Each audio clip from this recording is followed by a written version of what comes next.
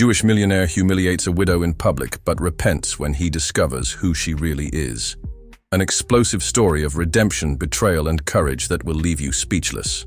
Nathan Goldstein, a respected millionaire, discovers a devastating secret about his family. His grandfather was a Nazi collaborator during the Holocaust. In an emotional journey, Nathan joins forces with Miriam Levine, a heroine of the resistance, to unearth truths buried for decades, turn family shame into hope, face the family's darkest past, from arrogant millionaire to man in search of redemption. Nathan shows that the real legacy is not in the money, but in the courage to face the truth, a true story that will make you cry, reflect, and believe in the power of transformation. Subscribe to the channel and press the bell to see now how this amazing story will leave you speechless. The ballroom of the Golden Star Hotel shone with the light of 1,000 crystals hanging from the vaulted ceiling.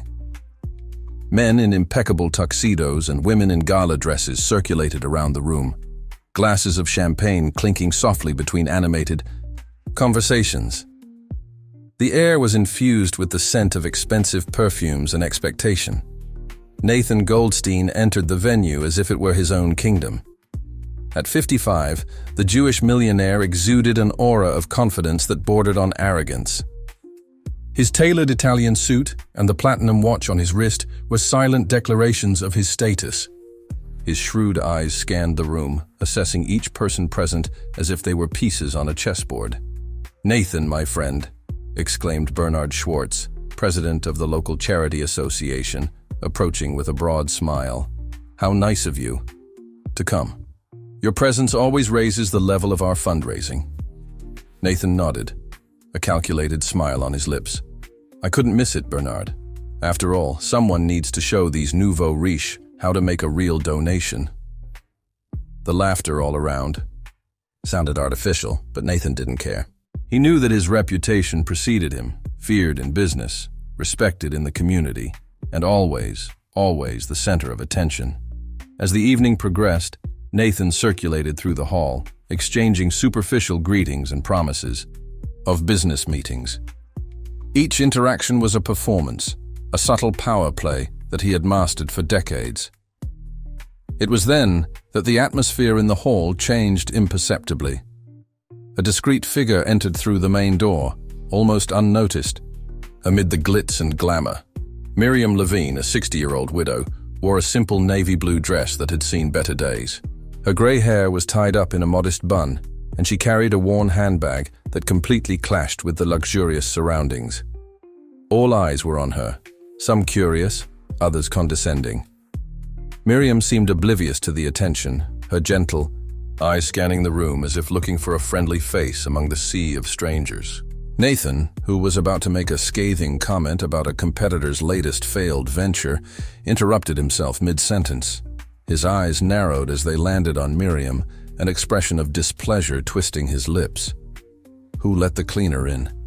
he muttered, loud enough for those around him to hear. Nervous laughter echoed around him, but Nathan wasn't finished. With determined steps, he headed towards Miriam, who was now shyly talking to one of the event organizers. "Excuse me," Nathan interrupted, his voice laden with false politeness. "I think you must have the wrong address. The asylum is a few blocks away." Silence fell over the nearby group like a heavy curtain. Miriam turned slowly, her eyes meeting Nathan's. There was no anger in her gaze, only anger. There was no anger in her gaze, only a deep sadness and something else, a quiet dignity, that for a brief moment made Nathan hesitate. "I wasn't wrong, sir," Miriam replied, her voice soft but firm. "I was invited, like everyone else here, to contribute to the cause." Nathan laughed, a harsh, unpleasant sound. "Contribute? And what exactly do you think you can offer apart from—" He paused, his eyes scanning Miriam's simple dress with disdain. "Your inspiring presence." Miriam's face paled, but she kept her composure. All around, the guests watched the scene with a mixture of horror and morbid fascination. No one dared to interfere, fearful of drawing Nathan's wrath upon themselves. Everyone gives what they can, sir, Miriam replied, her voice trembling slightly. Sometimes the most valuable thing we have to offer can't be measured in money. For an instant, something flashed in Nathan's eyes, a fleeting emotion, quickly suppressed. But his expression soon hardened again. Spare me the cliches, Mom. This is a fundraiser, not a prayer circle. If you can't contribute in a meaningful way, perhaps you'd better look for a more suitable environment for your situation. The words hung in the air, sharp as blades. Miriam lowered her eyes, her hands clenching the strap of her worn bag. Without saying another word, she turned and walked towards the exit, her shoulders slightly bent, but her head held high. Nathan watched her go with a satisfied smile, turning to his group with a triumphant air. Well, where were we? Oh yes, talking about real contributions to society. Conversation gradually resumed, but an unease hung in the air. Bernard Schwartz approached Nathan, his face red with embarrassment and restrained anger. Nathan, that was completely unnecessary, he whispered angrily. That lady is a dedicated volunteer in our community. You had no right to. Give me a break. Bernard, Nathan interrupted, raising a hand. I'm here to do business and make substantial donations, not to pretend we're all equal. If you want to gamble, you need chips to bet with. Bernard shook his head in disgust, but didn't insist. Nathan was, after all, the event's biggest donor, and antagonizing him could cost the association dearly. As the evening progressed, the incident with Miriam was gradually forgotten amidst the auctions, speeches, and promises of generous donations. Nathan remained the center of attention, his arrogance only slightly shaken by the occasional looks of disapproval he received. However, while toasting yet another successful deal, Nathan couldn't help but let his eyes wander to the door through which Miriam had exited. For a brief moment, an uncomfortable feeling settled in his chest, something he couldn't name, but which disturbed him more than he would like to admit. Outside, the city lights shone indifferently, and somewhere on the streets of Tel Aviv, Miriam Levine walked alone, carrying a secret that would soon turn Nathan's world upside down. Subscribe to the channel and press the bell. The buzz in the lobby of the Gold Star Hotel grew like a wave, fueled by furtive glances and barely concealed whispers. The incident between Nathan Goldstein and the mysterious lady in blue had left an indelible mark on the atmosphere of the event. "Did you see that?" muttered a socialite to her friend, hiding her words behind a feather fan. Nathan has always been arrogant, but that was cruel. Her companion, a middle-aged lawyer, agreed with a discreet nod. They say she's a dedicated volunteer. Apparently Nathan stepped on minefields this time. The conversations spread like wildfire through dry straw, each repetition adding new details and speculations. Nathan, oblivious or indifferent to the comments, continued his circuit of the hall, the glass of whiskey in his hand, never empty. Meanwhile, outside the hotel, Miriam Levine walked slowly along the illuminated sidewalk.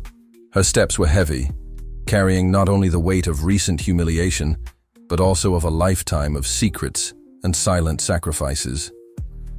She stopped for a moment, raising her eyes to the Tel Aviv night sky.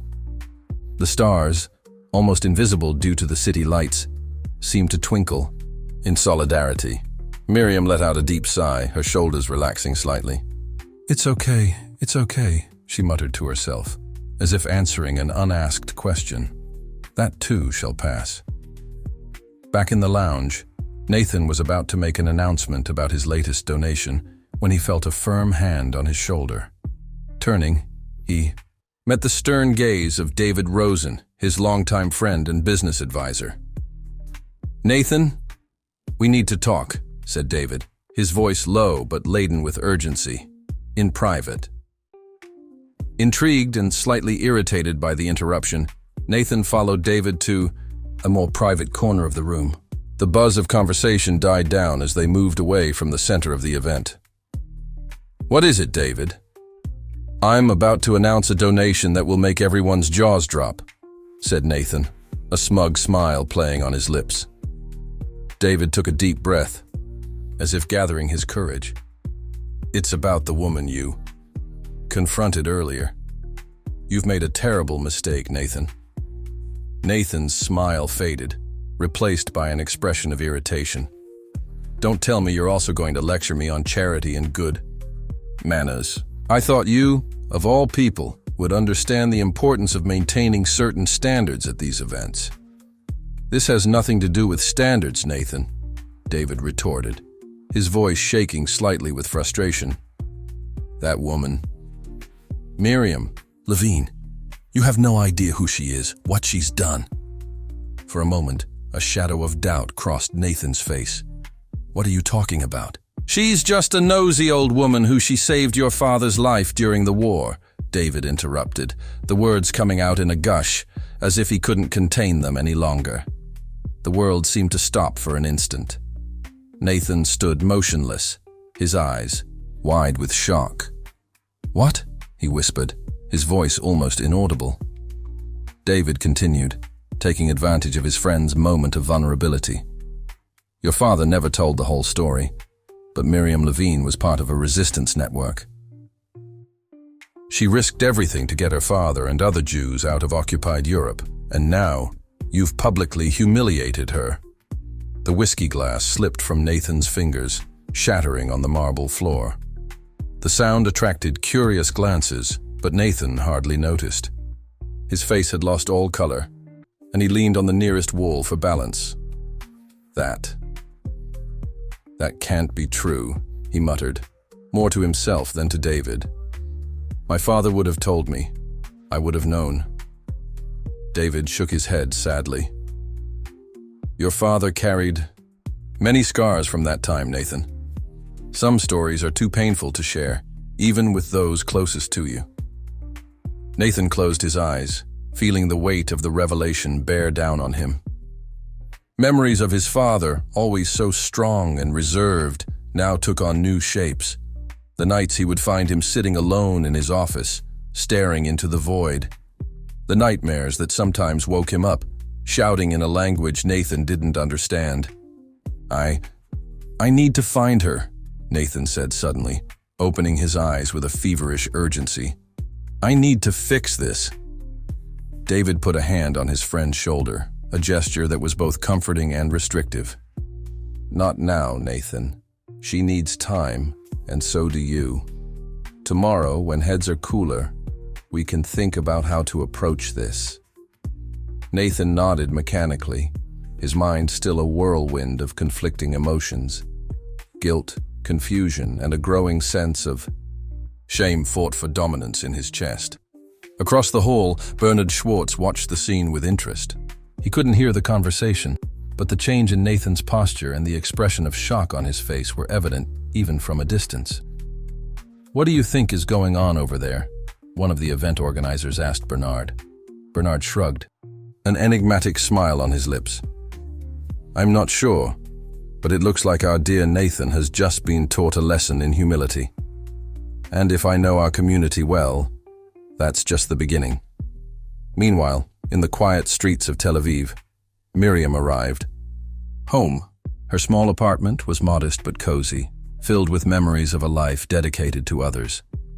She sat down heavily in her favorite armchair, finally allowing herself to release the emotions contained during the event. Silent tears streamed down her wrinkled face as she looked at an old photograph on the wall. In it, a group of young people were smiling bravely, their eyes shining with a mixture of fear and determination. Miriam gently touched the face of a man in the picture, so similar to Nathan that there was no doubt about his identity.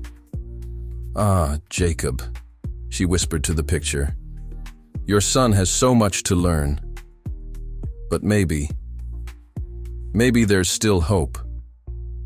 The night advanced, enveloping the city in its dark cloak. At the Golden Star Hotel, the charity event continued, but something fundamental had changed. Nathan Goldstein, the man who had always considered himself above everyone else, now faced a truth that shook the foundations of his world, and somewhere between the luxury of the hotel and the simplicity of Miriam's apartment, A story of redemption was beginning to unfold, promising to transform not just 2 lives, but an entire community. The sun had barely risen when Nathan Goldstein woke up startled, his body bathed in cold sweat. The echoes of a nightmare still reverberated in his mind, fragmented images of a past that was not his own, but which now seemed terribly close. Sitting on the edge of the bed, Nathan rubbed his face with trembling hands. The luxurious bedroom of his mansion in Herzliya Pituach, normally a haven of comfort, now seemed suffocating. David's words from the night before echoed incessantly. In his ears, "She saved your father's life during the war." With a heavy sigh, Nathan stood up and walked over to the window. Outside, the Mediterranean stretched out like a blue carpet, indifferent to the human dramas unfolding on its shores. For a moment, he allowed himself to be just a man looking at the sea, free from the weight of his reputation and his actions. But reality soon imposed itself. Images of his father, Jacob Goldstein, invaded his mind. Nathan closed his eyes, letting himself be carried away by long-suppressed memories. Flashback. It was a cold night in Tel Aviv about 30 years ago. Nathan, then 25, found his father sitting alone in the home office. The dim light from the desk cast long shadows across the room, accentuating the worry lines on Jacob's face. "Dad," called Nathan softly. "Is everything all right?" Jacob looked up, seeming surprised to see his son. For a moment, his gaze seemed distant, as if he were seeing something beyond the room. "Ah, Nathan," he said, his voice hoarse. Yes. Everything's fine. Just old memories." Nathan approached, noticing a small object in his father's hand. It was a brass button, worn and tarnished, but Jacob held it as if it were a precious treasure. "What's that?" asked Nathan, curious. Jacob looked at the button, a sad smile forming on his lips. "This? It's a souvenir. From a time I hope you never have to know, my son." Nathan waited, sensing that there was more to be said. After a long silence, Jacob continued, his voice almost a whisper. "There were people, Nathan. Extraordinary people. They risked everything, their own lives, to save strangers. This button belonged on the jacket of one of those people, someone to whom I owe more than I could ever put into words." Nathan nodded, feeling the weight of the untold story. "Why don't you ever talk about it, Dad?" Jacob closed his eyes for a moment, as if gathering strength. Some pains, some memories, are like wounds that never completely heal. We talk about them, and it's like opening them up again. End of flashback. Nathan opened his eyes, coming back to the present. The conversation that night had never gone any deeper than that point. His father, always secretive about his past, had taken many secrets to his grave. And now Nathan found himself facing a part of that history he had never imagined existed. Across town, in her modest apartment in Florentin, Miriam Levine began her daily routine. Despite the events of the night before, she refused to change her rhythm. There was too much to be done, too many lives that depended on her quiet dedication. While preparing a simple coffee, Miriam stopped in front of a bookcase full of books and photographs. Her eyes fell on one picture in particular, a group of resilient young people, determined smiles on faces that had seen unimaginable horrors. In the center of the picture was a tall, thin man with piercing eyes that were very reminiscent of Nathan Goldstein's. Miriam touched the picture gently. Miriam touched the photograph gently, a sigh escaping her lips. "Ah, Jacob," she murmured. "Your son. He's so different from you, and yet so alike." Picking up her worn bag, Miriam left for another day of volunteering. As she walked through the narrow streets of Florentin, her mind wandered between the past and the present. Memories of the war, of the resistance, of lives saved and lost, mingled with images of the charity event the night before. At the headquarters, of the charity where Miriam spent most of her time, the news of the incident with Nathan Goldstein had already spread. Looks of sympathy and indignation followed Miriam as she moved around the place, organizing donations and preparing meals for the needy. "Miriam," called out Sarah, one of the coordinators. "We heard what happened yesterday. That man Goldstein. How could he?" Miriam smiled softly, placing a comforting hand on Sarah's shoulder. "The trial is a heavy burden, my dear. Let's not carry it for others. But after everything you've done, everything you've sacrificed," Sarah insisted, her voice trembling with restrained emotion. Miriam paused, her eyes straying for a moment into distant memories. "The past is a foreign land, Sarah. We live in it for a while, but we can't stay there forever. What matters is what we do here, now." Meanwhile, at the Goldstein mansion, Nathan was preparing to face the day. Every move seemed to require a monumental effort. The man who had always faced the world with arrogance and certainty now felt lost, adrift in a sea of doubts and regrets. Sitting in his office, Nathan stared at the phone. The idea of calling Miriam, of trying to explain, to apologize, seemed both necessary and impossible. How could he apologize for something that went beyond a simple misunderstanding? How to make amends for an offense that touched such deep and old wounds? A soft knock on the door interrupted his thoughts. It was Anna, his housekeeper for more than 2 decades. "Mr. Goldstein," she said hesitantly, There are reporters in the lobby. They're asking about the incident last night." Nathan closed his eyes, feeling the weight of the world on his shoulders. The news had spread faster than he had imagined. His empire, built on a reputation for strength and infallibility, now seemed terribly fragile. "Tell them I have no comment at the moment, Anna," he replied, his voice tired. When Anna left, Nathan found himself alone with his thoughts again. The silence of the office seemed to amplify the turmoil in his mind. On an impulse, he opened a desk drawer and pulled out an old photo album. The yellowed pages revealed images of a family that seemed to belong to another life. Nathan stopped at one photo in particular, his father, much younger, with a rare, genuine smile. Next to him, a female figure partially cut out of the image. Nathan frowned, bringing the album closer to his eyes. There was something familiar about that partial silhouette, something that made his heart race with a mixture of recognition and denial.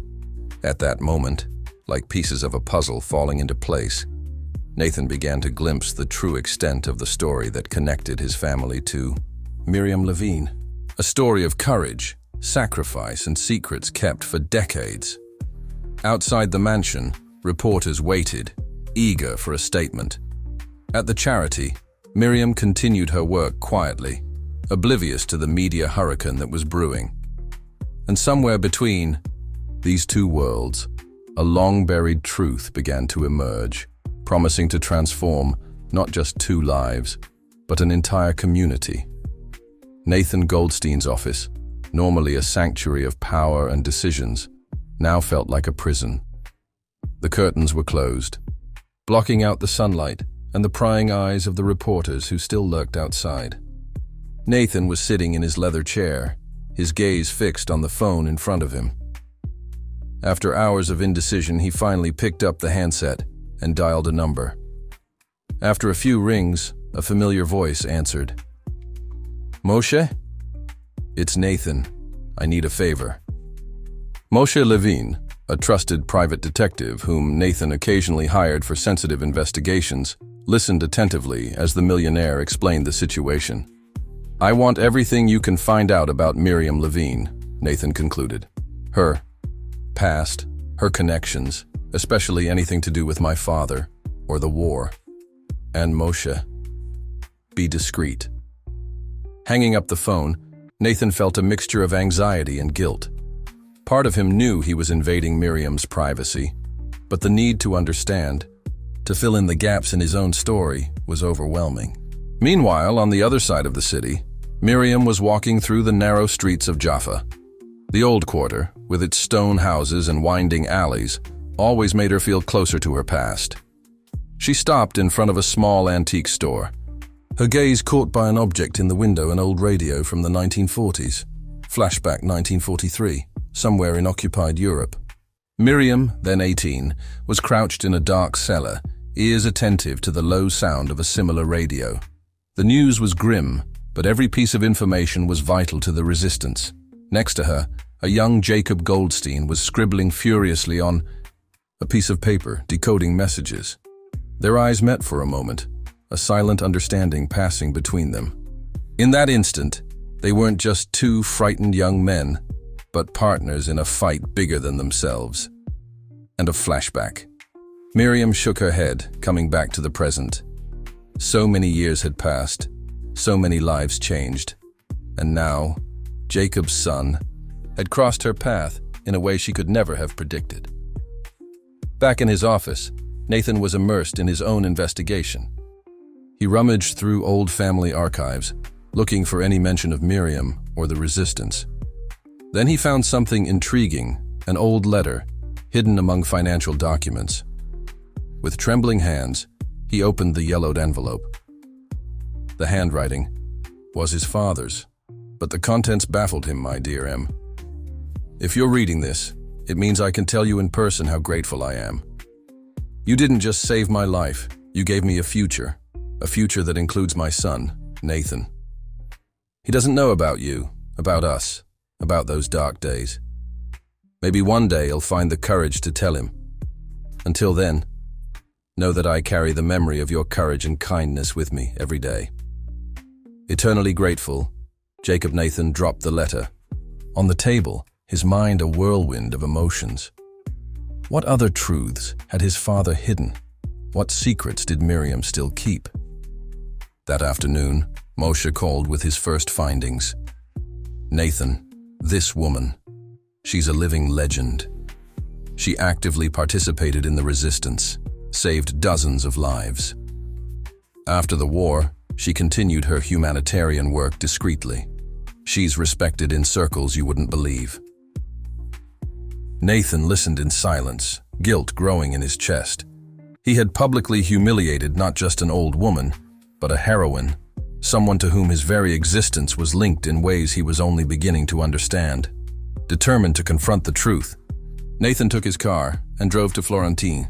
The contrast between his luxurious vehicle and the modest streets of the neighborhood could not have been more striking. Parking in front of Miriam's building, he hesitated, his hand on the door handle.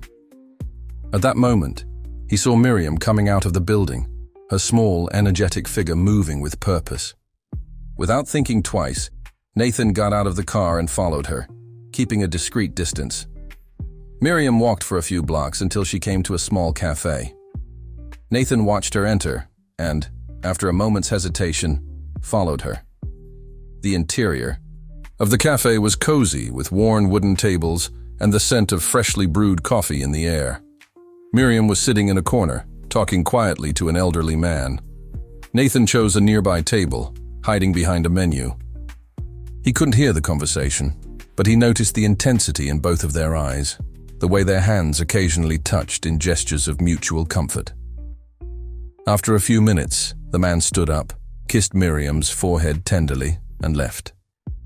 Nathan watched Miriam remain seated, her eyes closed, as if absorbing the energy of the encounter. Gathering all his courage, Nathan stood up and approached Miriam's table. She opened her eyes, startling slightly as she recognized him. "Mrs. Levine," Nathan said, his voice trembling.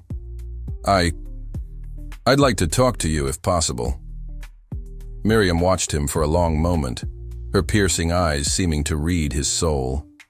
Finally, she nodded, indicating the empty chair in front of him. Nathan sat down, feeling strangely vulnerable. The silence between them was palpable, laden with untold stories and long-buried truths.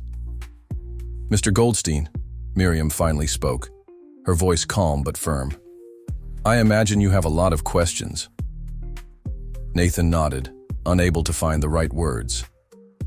How to apologize for an offense that went beyond himself, that touched on the wounds of generations. I found out some things, he began hesitantly. About you, about my father, about what happened during the war. Miriam's eyes softened, a mixture of sadness and understanding in her gaze. The past has a way of catching up with us, doesn't it? Even when we think we've left it behind. Nathan felt tears forming in his eyes, an emotion he hadn't experienced for a long time. Why? Why didn't you ever say anything? That night, at the event. Miriam smiled softly. Some stories aren't ours to tell, Mr. Goldstein. Your father chose to keep certain things secret, and I respected his decision. At that moment, the barriers Nathan had built up over the years began to crumble. Before him stood not just an old woman, but a living link to his own past, a connection to the father he thought he knew so well. "I'm sorry," he whispered, the words seeming inadequate in the face of the magnitude of what he was discovering. "For what I said, for what I did, for everything." Miriam reached out, gently touching Nathan's arm. "Regret is a first step, Mr. Goldstein. But the real challenge is what we do with it." As the afternoon progressed, Nathan and Miriam lingered in the cafe, unearthing long-forgotten memories and weaving the threads of a story that connected them in ways neither of them could have imagined. Outside, the city of Tel Aviv continued its frenetic pace, oblivious to the drama unfolding inside that small cafe. But for Nathan and Miriam, the world had changed irrevocably. A journey of discovery and redemption was just beginning. Subscribe to the channel and press the bell. Night fell over Tel Aviv, enveloping the city in a blanket of flickering lights and lengthening shadows. Nathan Goldstein was sitting in his office, the silence of the mansion in Herzliya Pituach broken only by the ticking of the antique clock on the wall. His gaze was fixed on the window, but his mind was miles away, reliving the conversation he'd had with Miriam Levine that afternoon. The revelations about his father's past and Miriam's role in the resistance during the war had shaken the foundations of everything Nathan believed he knew about his own history. The arrogance that had been his trademark for so long now gave way to an uncomfortable feeling of vulnerability and uncertainty. Closing his eyes, Nathan found himself transported into a restless dream, a surreal mixture of memories and imagination. Nathan's dream. He was in a dark corridor, the walls covered with black and white photographs. Each picture showed scenes from the war-frightened faces, smoking ruins, marching soldiers. At the end of the corridor, an ajar door let in a beam of light. Nathan moved forward hesitantly, pushing the door open. The scene abruptly changed to the lounge of the Golden Star Hotel, but it was empty except for two figures: his father, Jacob, young as in the old photos, and Miriam, also young, dressed in wartime clothes. "Dad?" called Nathan, his voice echoing. Strangely, in the empty hall, Jacob turned around, his eyes sad and tired. "Nathan, my son, there is so much I should have told you." Miriam stepped forward, her expression a mixture of compassion and determination. "Some truths are hard to carry, Nathan, but they're even harder to ignore." Nathan tried to get closer, but the further he walked, the more distant the figures seemed to become. "Wait!" he shouted. "I need to understand." The scene began to dissolve, the walls of the hall melting like wax.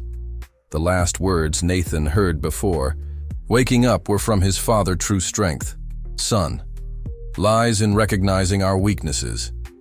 End of dream. Nathan woke up startled, his heart beating fast. He looked at the clock, 3:17 in the morning. Running his hands over his face, he got up and walked over to the window. The city slept outside, oblivious to the emotional whirlwinds that agitated his mind. The words of the dream echoed in his consciousness. True strength lies in recognizing our weaknesses. It was an idea so contrary to everything he had always believed, the image he had cultivated for decades. At that moment, Nathan made a decision. Picking up the phone, he dialed a number, not minding the late hour. "David," he said when his friend's sleepy voice answered. "Sorry about the time. I need your help." Across town, in her modest apartment in Florentine, Miriam Levine was also awake. Sitting in her favorite armchair, she leafed through an old photo album in the soft light of a lamp. Each image was a window into a past she rarely revisited. One photo in particular caught her eye, her and Jacob, young and smiling, in the midst of a group of resistance fighters. It was taken just after a successful mission, a rare moment of joy in dark times. Miriam gently traced the outline of Jacob's face in the photo. "Ah, my friend," she whispered, "your son is finally beginning to understand. But the road is still long." Her thoughts were interrupted by a soft knock on the door. Frowning, Miriam stood up, wondering who it could be at that time of night. Opening the door, she was surprised to see Sarah, the young volunteer from the Charity Association. "Sarah." "What's wrong, dear?" asked Miriam, noticing the young woman's red eyes and distressed expression. Sarah hesitated for a moment before speaking. "I'm sorry to come so late, Miriam. It's just, after what happened at the event with that man, Goldstein, I can't stop thinking, how can you be so strong? How can you forgive after everything you've been through?" Miriam smiled softly, gesturing for Sarah to come in. The two sat down in the small room, the silence of the night enveloping them like a blanket. "Sarah," Miriam began, her voice gentle, "strength doesn't always look like what we imagine. Sometimes it's in smiling in the face of adversity, in reaching out to those who have hurt us." Sarah listened intently, her eyes fixed on Miriam. "But after everything you've lived through, everything you've sacrificed." Miriam paused, her eyes straying for a moment into distant memories. "During the war, I saw the worst of humanity. But I also saw the best. I saw people risking their lives for strangers. I saw love and compassion blossoming in the most unlikely places." She took Sarah's hands between hers. "Forgiveness, my dear, is not about forgetting or minimizing what happened. It's about choosing not to let bitterness consume us. It's about believing that people can change, that there is always hope." Meanwhile, at the Goldstein mansion, Nathan and David were sitting in the study, cups of strong coffee in their hands. Nathan had just told David about his meeting with Miriam and the revelations that followed. "Nathan," said David, his voice heavy with concern, "you need to understand that this goes beyond a simple apology. You're dealing with decades of history, of trauma, of secrets." Nathan nodded slowly. "I know. That's why I need your help. I don't know where to start to fix this." David put a hand on his friend's shoulder. "The first step is humility, Nathan. You have to be willing to listen, to learn. Miriam isn't just a survivor, she's a hero.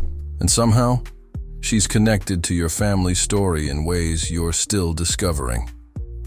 Nathan looked at his friend, a new determination in his eyes. "I'm willing to do whatever it takes. It's not just about righting a wrong. It's about understanding who I am, who my father was." As the night progressed into dawn, three souls in different parts of Tel Aviv faced their own internal confrontations. Nathan, struggling to reconcile the man he always believed himself to be with the newly discovered truths about his past. Miriam, balancing painful memories of the past with hope for the future. And Sarah, young and idealistic, learning deep lessons about strength and forgiveness. The city, indifferent to the dramas unfolding within it, continued its eternal cycle. The first lights of dawn began to tint the horizon, promising a new day, and with it, the possibility of redemption and understanding. The rising sun bathed Tel Aviv in golden hues as Nathan Goldstein left his mansion in Herzliya Pituach. After a night of reflection and planning with David, he was determined to take concrete steps to repair the damage he had caused and find out more about his family past. His first destination was a place he hadn't visited for years, his father's old apartment in Neve Tzedek. The key rattled in the rusty lock, and a cloud of dust greeted him as he opened the door. The air was heavy, with the smell of forgotten memories. Nathan walked slowly through the apartment, his fingers tracing the contours of sheet-covered furniture. Each object seemed to contain a story, a secret waiting to be revealed. He stopped in front of a bookcase, his eyes caught by a particularly worn volume. As he pulled out the book, a yellowed envelope fell to the floor. With trembling hands, Nathan opened it, revealing a series of old photographs. His heart raced as he recognized his much younger father next to Miriam and other unfamiliar faces. On the back of one of the photos was an inscription, "Resistance, Group Paris, 1944. At that moment, the magnitude of what his father had experienced and Miriam's role in it hit Nathan with full force. He sat down heavily in a dusty armchair, the photos spread out on his lap, feeling as if he were seeing his father and himself for the first time. Meanwhile, in a busy cafe in the center of Tel Aviv, Miriam Levine was sitting with Sarah, the young volunteer who had sought her out the night before. They were talking about recent events and the impact they were having on the community. "Miriam," said Sarah, nervously fiddling with her coffee cup, "people are talking. About you, about Mr. Goldstein. Some are even suggesting a campaign to boycott his companies." Miriam sighed, her eyes reflecting a mixture of concern and resignation. "Anger is a natural reaction, Sarah, but we can't let it consume us or define us." Just then, Sarah's cell phone vibrated with a notification. Her eyes widened as she read the message. "Miriam, you're not going to believe this. Nathan Goldstein has just made a massive anonymous donation to the community center. It's more money than we've seen in years." Miriam was silent for a moment, her gaze distant. "Interesting," she murmured, more to herself than to Sarah. "It seems that our Mr. Goldstein is beginning his journey of redemption." Back at his father's apartment, Nathan was immersed in a box of letters and documents he had found hidden in the back of a cupboard. Each page revealed more about Jacob Goldstein's secret life and his connection to Miriam Levine. One letter in particular caught her eye. It was from Miriam to her father, dated 1960. "Dear Jacob, I understand your decision to keep the past a secret from your family. Sometimes silence is a form of protection. But remember, friend, that our experiences, however painful, have shaped us. They are part of who we are. Your child will grow up in a different world from the one we know. A world that, we hope, will never know the horrors we witnessed. But he should know about the love, courage, and kindness that also existed in those dark times. When you're ready, tell them our story. Not for me, but for you, and for him." With love, Miriam. Nathan dropped the letter, feeling tears burn his eyes. Guilt for the way he had treated Miriam was now mixed with a deep sadness for the connection he could have had with her all these years. Determined, he picked up the phone and called David. "I need to talk to her again," he said, as soon as his friend picked up. "I need to understand everything." David hesitated before answering. "Nathan, maybe you should give her some space. After what happened?" "No," Nathan interrupted, his voice firm. "I can't wait any longer. Every minute that passes is a lost opportunity to correct my mistakes and honor my father's memory." Meanwhile, on the other side of the city, Miriam was walking through Yukon Park, her favorite place to reflect. The trees swayed gently in the afternoon breeze, and the distant sound of children playing filled the air. She stopped in front of a particular bench, a wistful smile on her lips. It was in this very place, decades ago, that she and Jacob had last met before he left for America. Flashback 1950, Yukon Park. Miriam, young and full of life despite the scars of war, sitting next to Jacob. "Are you sure about this, Jacob?" she asked, her voice trembling. "Starting a new life, leaving everything behind." Jacob nodded, his eyes fixed on the horizon. It's the only way, Miriam. To move on, to give my son a future without the shadows of our past. Miriam placed her hand on his. Promise me something. Promise me that one day, when it's safe, when it's right, you'll tell him. About us. About what we did. About what we sacrificed. Jacob turned to her, tears in his eyes. I promise. End of flashback. Miriam was snapped out of her memories by the ringing of her cell phone. It was an unknown number. Hesitantly, she answered. Mrs. Levine? Nathan's voice sounded on the other end of the line, tense and excited. I found out some things. About my father, about you. We need to talk. Please. Miriam closed her eyes, feeling the weight of decades of secrets and unfulfilled promises. When she opened them again, her mind was made up. Mr. Goldstein, she said, her voice calm but firm. I think it's past time we had this talk. Meet me at Café Tamar in an hour. As she hung up the phone, Miriam glanced once more at the bench, almost, expecting to see Jacob's ghost sitting there. Well, my old friend, she murmured. It seems the time has finally come to fulfill your promise. Nathan, still in his father's apartment, felt a wave of relief and apprehension as he hung up the phone. He looked around at the relics of a life he barely knew and made a silent promise. Dad, he said to the empty room, I'll fix this. I will understand. And I'll honor everything you and Miriam have done. As he prepared to leave, Nathan picked up one of the old photos, the one with his father and Miriam together in the Resistance. He placed it carefully in his inside jacket pocket, feeling as if he were carrying not just an image, but a piece of his own rediscovered history. The afternoon sun was beginning to descend on Tel Aviv as Nathan and Miriam made their way from opposite ends of the city to what promised to be a meeting that would change their lives forever. The streets pulsed with the city's usual energy, oblivious to the personal drama that was about to unfold. At Café Tamar, a table in the corner waited, a silent witness to countless stories over the years. Soon, it would be the stage for yet another a story of redemption, forgiveness, and the discovery of long-buried truths. Café Tamar, with its faded walls and worn wooden tables, was a living testimony to Tel Aviv's history.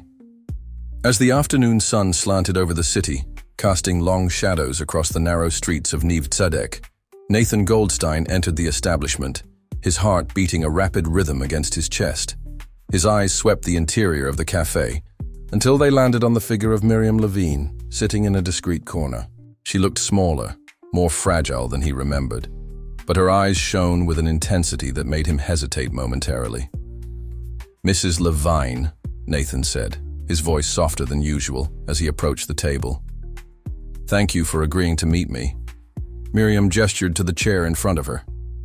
Have a seat, Mr. Goldstein. I think we have a lot to discuss.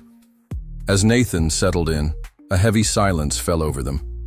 It was as if the weight of decades of secrets and untold stories hung in the air between them. Finally, Nathan broke the silence, taking the old photo out of his pocket and placing it carefully on the table. I found this in my father's apartment, he said, his voice trembling. You and him. In the Resistance. Miriam picked up the photograph, her fingers gently tracing the contours of the young, determined faces. A wistful smile played on her lips. Paris, 1944, she murmured. A few days before one of our most dangerous missions. Nathan leaned forward, his eyes fixed on Miriam. Please, he begged, I need to know everything about you, about my father, about what you did. Miriam sighed deeply, putting the photo back on the table. It's a long story, Mr. Goldstein, and it's not easy to tell. I have all the time in the world, Nathan replied, his voice filled with a barely contained urgency. Miriam nodded slowly, her eyes straying into distant memories. It all started in 1943, she began. I had just turned 18 when I joined the resistance. As Miriam recounted her story, the atmosphere in the cafe seemed to change. The surrounding voices dissipated, and Nathan found himself transported into a world of courage, sacrifice, and impossible choices. She talked about endless nights of planning in dark basements, about the constant fear of betrayal and capture. She described how she and Jacob, along with other members of the resistance, risked their lives to save Jewish families, to sabotage Nazi operations, to keep the flame of hope burning in times of absolute darkness. "Your father," said Miriam, her voice laced with emotion, was one of the bravest among us. He had a special talent for forging documents. He saved hundreds of lives with his skills. Nathan listened, mesmerized, feeling as if he was meeting his father for the first time. Miriam's every word painted a portrait of a man very different from the reserved and sometimes distant father he had known. "There was a moment," Miriam continued, "when we thought everything was lost. We were betrayed, surrounded. Jacob," she paused, swallowing. "Jacob offered to stay behind, to give us time to escape with the families we were protecting." Nathan felt tears burn his eyes. "But he survived," he whispered. Miriam nodded, just barely. "When we found him days later, he was almost dead. But he smiled when he saw us and said, 'It was worth it.'" Silence fell over them again, heavy with the weight of the revelations. Nathan struggled to process everything he was hearing, to reconcile this heroic image with the father he had known. "Why?" he began, his voice hoarse with emotion. "Why didn't he ever tell me? Why did he keep it all a secret?" Miriam reached out and gently touched Nathan's arm. "Your father carried many scars, Mr. Goldstein. Not just physical ones, but emotional ones. When the war ended, when he decided to go to America and start a new life, he made a choice to protect you, to give you a childhood free from the horrors he had witnessed." Nathan shook his head, a mixture of frustration and sadness in his voice. "But he could have told me when I was older. I would have understood." "Maybe," Miriam replied softly. "But sometimes silence becomes a hard habit to break, and some memories are too painful to relive." As the afternoon progressed, Nathan and Miriam continued their conversation, unearthing layers and layers of history. Nathan learned about Miriam's tireless work after the war, her continued commitment to helping refugees and survivors. He discovered surprising connections between Miriam's and Jacob's lives, even after they had gone their separate ways. As the high sun began to set, casting a golden glow through the cafe windows, Nathan found himself facing an inescapable truth. The man he thought he was, the legacy he believed he carried, were only fragments of a much larger and more complex story. "Mrs. Levine," he finally said, his voice heavy with emotion. "I don't even know where to begin to apologize. For what I said that night, for my ignorance, for—" Miriam held up a hand, gently interrupting him. "Mr. Goldstein, repentance is an important first step. But what really matters is what we do from here." Nathan nodded, feeling the weight of responsibility on his shoulders. "I want to make things right," he said. "I want to honor my father's memory, the work you did. Still do, but I don't know where to start." A glint of determination appeared in Miriam's eyes. "Maybe," she said, leaning forward, "we can start by working together. There are so many people who still need help, so many stories that need to be told." At that moment, as the last ray of sunlight disappeared over the horizon, Nathan Goldstein felt something change inside him. It was as if a long-closed door finally opened, revealing a path to redemption and purpose. "Yes," he said, his voice firm for the first time since entering the cafe. "Yes, let's do it." When they finally got up to leave, Café Tamar was almost empty. The owner, an elderly man who had silently witnessed their long encounter, approached them. "Miriam," he said, a gentle smile on his wrinkled face, "it's good to see you here again. And with interesting company, I see." Miriam smiled, introducing Nathan. The owner, on hearing the surname Goldstein, arched an eyebrow, casting a meaningful glance at Miriam. "Well," he said, "it seems that old stories are being revived. That's good. Some stories deserve to be told, don't they?" As Nathan and Miriam walked out into the Tel Aviv night, there was a palpable sense of change in the air. The road ahead was still uncertain, full of challenges and possible obstacles. But for the first time in a long time, they both felt a spark of hope and purpose. Little did they know, however, that their actions over the next few days would trigger a series of events that would bring to light even deeper secrets and test the limits of their newly formed alliance. The real test was yet to come. The days following their meeting at Café Tamar were a whirlwind of activity for Nathan Goldstein and Miriam Levine. The unlikely pair plunged headlong into an ambitious project to create a foundation dedicated to preserving the stories of Holocaust survivors and helping modern refugees. The temporary office they had set up in an old warehouse in Jaffa was full of papers, photos, and frenetic energy. Nathan, used to dealing with numbers and contracts, now found himself immersed in personal narratives of survival and courage. "Miriam," he called out, raising his eyes from a pile of documents. "I found something interesting here, a list of names. It seems to be of people my father helped save." Miriam approached, her eyes widening at the sight of the yellowed paper. "My God," she whispered. "I thought this list had been lost for decades." As they examined the document together, one name in particular jumped out at Nathan. "Wait," he said, his voice shaking slightly. "This name. Klein. Isn't that my mother's maiden name?" Miriam remained motionless, her face paling visibly. "Nathan," she said slowly, "there's something you need to know. Something your father made me promise never to tell you." The air in the office seemed to get heavier, laden with the weight of yet another secret about to be revealed. Nathan felt his heart racing, a mixture of anxiety and anticipation taking hold of him. "What?" he asked, his voice barely above a whisper. "What else has my father kept from me?" Miriam took a deep breath, preparing to reveal a long-kept truth. "Your mother, Sarah Klein. She wasn't just another refugee your father helped. She was."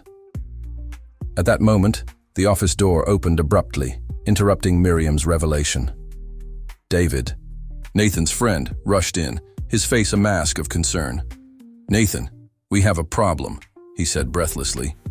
"The press found out about the project. They're asking questions, digging into the past, and it's not just local journalists. International reporters are coming to Tel Aviv." Nathan and Miriam exchanged alarmed glances. What had begun as a personal project of redemption and discovery now threatened to turn into a media circus. "That's not all," David continued, his voice dropping. "I got an anonymous call. Someone is threatening to expose the real story behind the Goldstein family fortune. They're insinuating collaboration during the war." Nathan's blood ran cold in his veins. "That's impossible," he said, his voice shaking. "My father was a hero. He fought against the Nazis, risked everything." Miriam put a comforting hand on Nathan's shoulder. "Calm down," she said, her voice firm. "We know the truth, but it seems that someone is determined to distort it." The three of them were silent for a moment, the weight of the situation falling on them. The project that was supposed to bring to light stories of courage and redemption was now threatening to unleash a scandal that could destroy reputations and legacies. "What do we do now?" asked Nathan, feeling suddenly lost. Miriam straightened her shoulders, a steely determination in her eyes. "We carry on," she said firmly. "The truth is our best defense, but we need to be careful, strategic."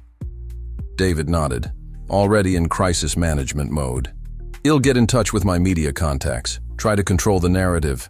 Nathan, you need to prepare for a press conference. We're going to have to face this head on. As David left to make phone calls, Nathan turned to Miriam, the unanswered question still hanging between them. Miriam, he said softly, what were you going to tell me about my mother? Miriam hesitated, the conflict visible on her face. Nathan, Once again, they were interrupted, this time by an urgent knock on the door. Sarah, the young volunteer working with them on the project, entered, her eyes wide with excitement. You won't believe it, she said, almost breathlessly. I've just received an email. It's from someone who claims to have crucial documents about the Resistance's activities during the war. Documents that mention Jacob Goldstein and Miriam Levine. The air in the office turned electric. Nathan and Miriam exchanged glances, a mixture of hope and apprehension on their faces. Who sent it? Asked Nathan, his voice tense. Sarah shook her head. Anonymous, but they're willing to meet. Tonight. Miriam frowned, her expression worried. It could be a trap, she said. Or it could be exactly what we need to clear Jacob's name and expose the truth. Nathan found himself at a crossroads. On the one hand, the promise of answers, of validation for everything they had discovered. On the other, the risk of falling into a trap that could destroy everything they were fighting for. I'm going to the meeting, he finally said, his voice firm. Miriam stared at him in surprise. Nathan, it's too dangerous. Let me go in your place. I know the risks. I know how to deal with situations like this. But Nathan was resolute. No, Miriam. This is my journey, my father, my heritage. I have to do this. The silence that followed was heavy with worry and expectation. Finally, Miriam nodded slowly. All right, she said. But you're not going alone. I'm going with you. As the sun began to set over Tel Aviv, Nathan and Miriam prepared for an encounter that could change everything. The city streets seemed to vibrate with a nervous energy, as if even the air knew that something significant was about to happen. At the office, David continued to make frantic calls, trying to contain the media tsunami that was approaching. Sarah was organizing the documents they had collected, preparing for any eventuality. Nathan looked out of the window, watching the city lights come on one by one. Somewhere out there, someone held the key to unlocking the last mysteries of his family's past. But at what price would this revelation come? Miriam approached, placing a gentle hand on his shoulder. Are you ready? She asked softly. Nathan turned, meeting the gaze of the woman who had become not only a connection to his past, but an ally in the present. I am, he replied, his voice steady despite the whirlwind of emotions inside him. Together, they stepped out into the Tel Aviv night, walking towards an unknown destination. The air was full of possibilities and dangers, and they both knew that, after tonight, nothing would be the same. As they walked away, the shadow of an unidentified observer moved nearby, following their movements with veiled interest. The stage was set for a revelation that would shake the foundations not only of the Goldstein family, but of an entire carefully constructed historical narrative. The city waited, unaware, on the brink of a storm that threatened to expose secrets buried for decades and test the limits of truth, loyalty, and redemption. Night fell over Tel Aviv like a heavy cloak, the city lights twinkling like restless stars. Nathan Goldstein and Miriam Levine walked in silence through the narrow streets of the old port of Jaffa, each step bringing them closer to a truth that could change everything. The meeting place was an old, abandoned warehouse, its stone, walls worn down by time and the sea. As they approached, Nathan felt a shiver run down his spine. Miriam, he whispered, are you sure we should do this? Miriam nodded, her eyes shining with steely determination. We have no choice, Nathan. It's time to face the past, whatever it is. They entered the warehouse, the smell of sea air and ancient history filling their lungs. In the center of the empty space, a single figure waited, partially hidden by the shadows.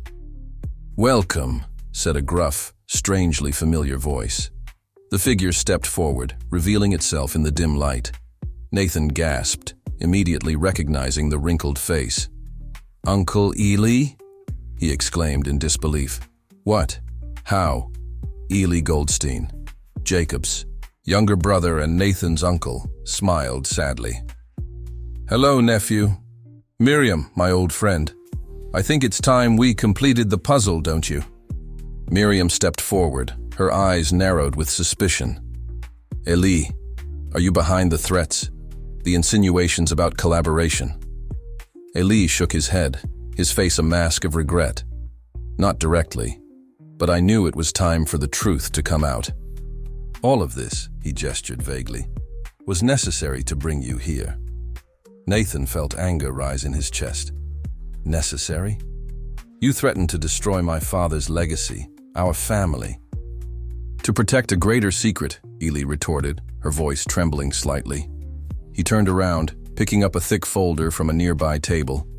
"Here it all is, the true story of the Goldstein family during the war." With trembling hands, Nathan took the folder. As he opened it, yellowed photos, documents, and letters fell to the concrete floor. He crouched down to pick them up, his eyes widening as he absorbed the contents. "This can't be true," he muttered, looking from Ely to Miriam. "My grandfather." He was. Miriam moved closer, placing a comforting hand on Nathan's shoulder. "Yes," she said softly. "Your grandfather, Abraham Goldstein, was a Nazi collaborator." Nathan's world seemed to fall apart. He staggered backwards, leaning against the cold wall of the warehouse. "But my father, he fought in the resistance. He saved lives." Ely nodded, his eyes filled with an ancient sadness. "Yes, Jacob did just that. But he did more than fight the Nazis. He fought to redeem our family name. History began to unfold before them. Abraham Goldstein, a prominent businessman in pre-war Germany, had collaborated with the Nazis to protect his wealth and status. When the truth came out at the end of the war, Jacob and Ely, then young idealists, were devastated. Jacob decided that the only way to atone for our father's sins was to dedicate his life to fighting against everything he stood for, explained Ely. He joined the resistance, risked everything. Miriam, who had remained silent, now spoke, her voice charged with emotion. "That's how we met." Jacob was desperate to prove his worth, to show that he was different from his father. He became one of our bravest and most effective agents. Nathan looked at Miriam, a new understanding dawning in his eyes. "What about my mother? You were going to tell me something about her before we were interrupted." Miriam exchanged a glance with Ely before answering. "Sarah Klein, your mother, was one of the refugees we helped escape. Jacob fell in love with her during a particularly dangerous mission. They got married right after the war, before leaving for America." "But why the secret?" asked Nathan, his voice almost a whisper. "Why didn't my father ever tell me any of this?" Ely moved closer, putting a hand on her nephew's shoulder. "Jacob wanted to protect you, Nathan.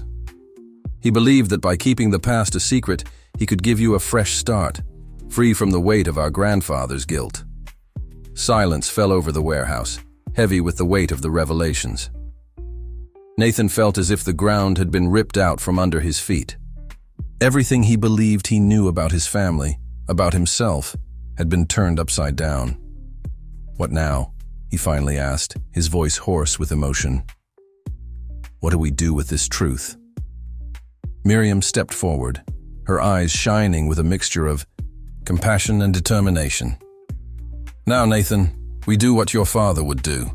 We face the truth head-on and continue his work of redemption." Ely nodded, adding, "The Goldstein family fortune, built up in part through our grandfather's collaboration, can now be used to do good, to help those who still suffer from the consequences of hatred and intolerance. Nathan looked at the documents, scattered on the floor, at Miriam and Ailey, and finally at his own hands. Hands that had inherited both guilt and redemption. "You're right," he said, his voice gaining strength. "We can't change the past, but we can shape the future. The foundation we are creating. It will be our way of continuing my father's legacy, of turning shame into hope." At that moment, the sound of footsteps echoed through the warehouse. David rushed in, followed by Sarah and a group of journalists. "Nathan," called David, panting. "We couldn't contain it. The story has leaked out. They know about your grandfather, about the collaboration." Camera flashes began to blink, questions being thrown at him from all directions. Nathan felt panic rise in his chest, but then he felt Miriam's firm hand on his arm. "It's time," she said softly. "Time to tell our story. All of it." Nathan took a deep breath, straightening his shoulders. He stepped forward, facing the approaching cameras and microphones. "Ladies and gentlemen," he began, his voice shaking slightly before gaining strength. "Today, I'm here to tell you a story of shame and redemption, of secrets and truths. The story of the Goldstein family." As Nathan spoke, revealing decades of guarded secrets, Miriam and Ailey stood by his side, offering silent support. The truth, so feared for so long, was now flowing freely, like a river after a long drought. Outside the warehouse, the news was spreading rapidly throughout Tel Aviv and beyond. The story of Nathan Goldstein, the tycoon who discovered a dark past and chose to face it openly, captured the public's imagination. As the evening progressed, a sense of change hung in the air. The legacy of the Goldstein family was being rewritten before the eyes of the world. And at the center of it all, Nathan stood firm, finally understanding the true meaning of honor, redemption, and the transformative power of truth. The journey that had begun with a fateful encounter at a charity event had reached its climax. But for Nathan, Miriam, and everyone involved, it was clear that this was not the end, but only the beginning of a new chapter, a chapter of honesty, healing, and hope. Subscribe to the channel and press the bell if this story touched you. The sun was rising over Tel Aviv, its golden rays reflecting off the waters of the Mediterranean and the windows of modern skyscrapers. For Nathan Goldstein, standing on the balcony of his apartment, it was like seeing the city for the first time. 2 weeks had passed since the fateful night in the warehouse, when the truth about his family's past came to light. 2 weeks of media turmoil, of intense questioning, of re-examining every aspect of his life and legacy. But this morning there was a calm in the air. A feeling that, after the storm, a new path was opening up. The ring of the phone interrupted his thoughts. It was Miriam.